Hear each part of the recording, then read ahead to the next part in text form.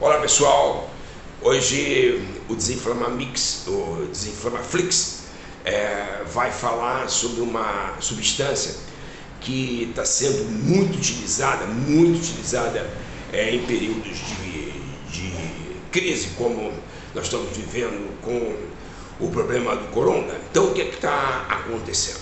Essa substância ela tem sido usada demais. Aí eu vou explicar para vocês como é que ela funciona, como é que ela foi descoberta, como é que ela está sendo muito utilizada com bastante sucesso. Então, o nome da substância é quetiapina. Então, vocês que acompanham o Desinflama Brasil, vocês viram através de vários vídeos que nós fomos explicando que as informações elas entram no nosso corpo, elas são analisadas e depois elas são respondidas. E uma das principais influências na resposta são as nossas emoções, como emoções de medo, emoções de raiva, emoções de paralisação, emoções de culpa, emoções de tristeza, emoções de medo, de afastamento, etc. Então essas emoções, chamadas emoções primárias, elas interferem muito nas nossas escolhas. Só que a quantidade hoje de estímulos e a quantidade hoje de informações que são processadas pelos nossos cérebros e não são respondidas, ela cresceu tanto que as pessoas estão literalmente congeladas, literalmente paralisadas. Então, o que acontece aqui no consultório toda hora? A pessoa chega, você dá uma série de informações, você dá uma série de notícias, você dá uma série de explicações, mas a pessoa recebe, aí ela começa a processar na sua mente, no seu cérebro, no seu sistema cerebral, mas ela não consegue responder. Então muitas consultas, enquanto o treinador, enquanto o médico, eu dou as informações, eu dou as explicações, mas o que acontece? Bate e volta, porque essa região aqui da frente do cérebro, que é chamada de córtex pré-frontal, nos vídeos do Desinflama Brasil chama de CPF, o que acontece? Ela está exausta, ela está cansada e ela está sem energia para que a pessoa, dona do sistema, consiga acalmar as emoções primárias, secundárias, terciárias, raciocinar, refletir e direcionar aquela energia para uma resposta. Exemplo que é a toda hora. As pessoas chegam e você vai perguntando quais são os sinais, os sintomas que motivaram elas a chegar aqui na consulta. Aí o que acontece? Elas falam de sinais e sintomas normalmente simbólicos. Por exemplo, cistite, uma necessidade de urinar toda hora, colite, uma prisão de ventre ou uma necessidade de evacuar várias vezes, gastrite, refluxo, ou seja, esofagite, sinusite, rinite, amidalite, tonteira, vertigem, quedas de cabelo, insônia, dores musculares o tempo todo, dificuldade de completar o sono e acordar no meio da noite ou antes de concluir o sono, ou até a dificuldade de iniciar o sono. Fora sintomas como ganho de peso, impulsividade para comida, impulsividade para o álcool, impulsividade para um excesso de descontrole, de irritabilidade e principalmente uma dificuldade enorme de fixar, de responder com aprendizados, com atenção, com concentração, com disposição, com foco. Então, nesse caso, o que está acontecendo?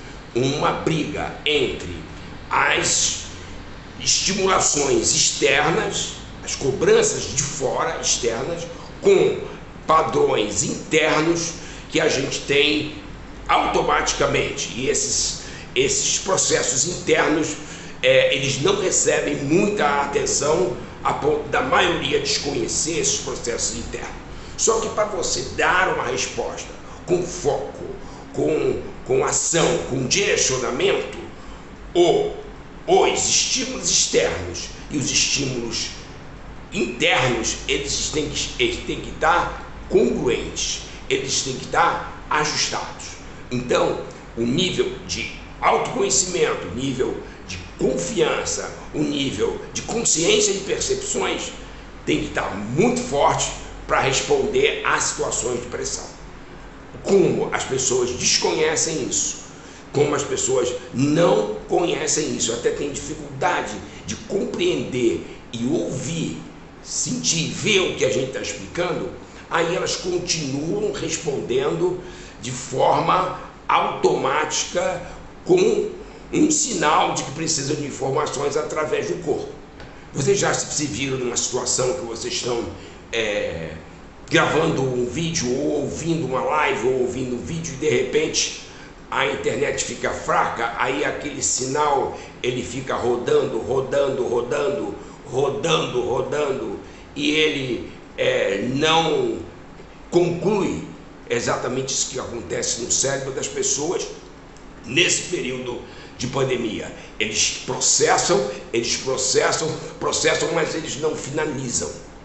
E eles não finalizam porque estão faltando informações no sistema. Então, essa substância, chamada de quetiapina, quando ela é prescrita pelo médico, e o médico sabe que essa substância não é só o que tem na bula, essa substância construída, evidentemente, por Papai do Céu, só Papai do Céu pode construir uma molécula que no meio do cérebro ela age de uma forma e na ponta do cérebro ela age de outra forma. Como, por exemplo, no meio do cérebro ela substitui, ela aumenta a inibição de determinados hormônios, como a dopamina e a noradrenalina, que estão em excesso, e histamina, que estão em excesso, mas na ponta do cérebro ela aumenta esse mesmo hormônio, só que quanto menos excesso de dopamina, norepinefrina e histamina no meio do cérebro, melhor para o fluxo. E quanto mais adrenalina, noradrenalina, dopamina na córtex do cérebro, mais fluxo, mais precisão, mais foco, mais atenção, mais concentração, mais resolutibilidade. Então, quando nós vamos prescrever a medicação, a pessoa que está rodando, ela vai para a bula. E quando ela vai para a bula, ela não segue o treinador. Aí ela perde a oportunidade. Porque se ela tem um bom treinador que fez uma boa prescrição, essa substância ela vai ajustar a córtex do cérebro com o sistema mesolímbico das emoções do cérebro. Você não guardar nada disso.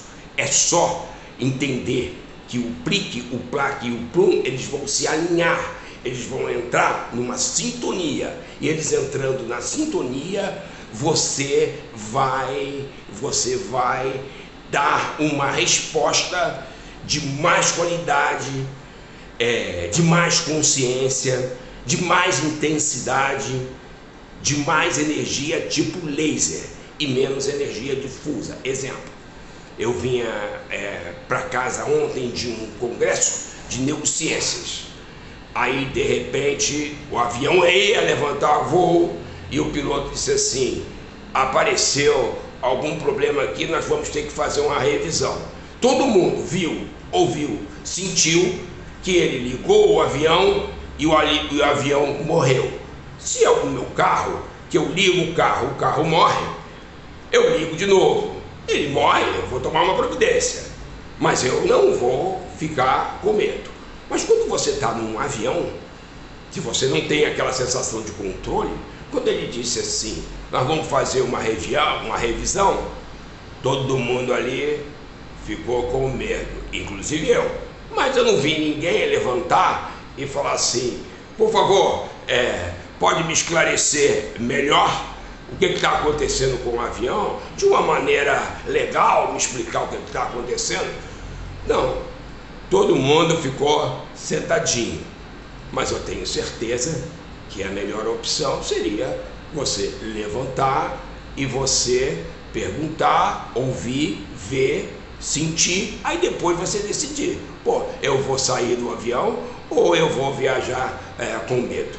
Mas todos tomaram a decisão que podiam tomar naquele momento, porque essa informação ninguém puxou ali. Todos continuaram viajando, ou todos continuaram no avião, ninguém levantou. O avião levantou, viajou legal, pousou, eu estou aqui.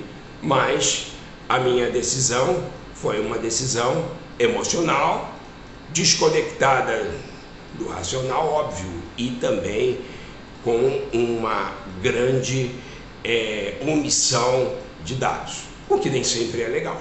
Agora, quando você consegue trabalhar, quando você consegue funcionar com os 3 cérebros funcionando em alinhamento, você consegue enfrentar melhor os desafios da vida sem ficar somatizando o tempo todo. Então precisa conhecer como é que o medicamento atua, precisa conhecer que esse medicamento ele não cria dependência física ou psíquica, e como remédio ele pode ser usado para remediar um período de crise que você está vivendo.